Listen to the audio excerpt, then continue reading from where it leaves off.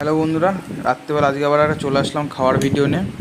আমাদের রয়েছে হলো এটা হলো পেঁয়াজ রসুনের ডাল, সেই টকের ডাল না দুপুরবেলা। আর রাত্রেবেলা মা বললো একটু সয়াবিন শুকনো করি, সেই সয়াবিন শুকনো রয়েছে। সয়াবিন কষা ওই সয়াবিন কষা শুকনো একই যা হোক। আর এই আর যে এটা পেঁয়াজ রসুন দিয়ে হ্যাঁ, ডাল। পেঁয়াজ রসুনের ডাল। আর তার সাথে রয়েছে যে তরকার ডাল। তরকার ডালটা বেশি ভালো খাই আমি, এই জন্য ভাতের মধ্যে দিয়ে, অনেকে রুটি দিয়ে খায়, আমি আবার ভাতে দিয়ে খাই তরকার ডাল রাত্রিবেলা। আর এই যে মা আমার সাথে আজকে সন্ধ্যা রাত্রিবেলা বসে বললো মারও খুব খিদা পেয়েছে, দাও মার পাশে একটা সয়াবিন তুলে খাই, না বেশি হয়ে যাবে, মার এইটুকুনি বেশি হয়ে গেছে। তুমি কি বলছো মা? সোয়া পাতে একটু বেশি হয়ে গেছিলো তো এইটুকুনি সয়াবিন। সয়াবিনটা কেমন জল পাঞ্চা লাগলো কেন মা? সয়াবিনটা একটু জল পাঞ্চা লাগলো বন্ধুরা। হুম, তরকার ডাল অলওয়েজ ফেভারিট আমার, অলওয়েজ।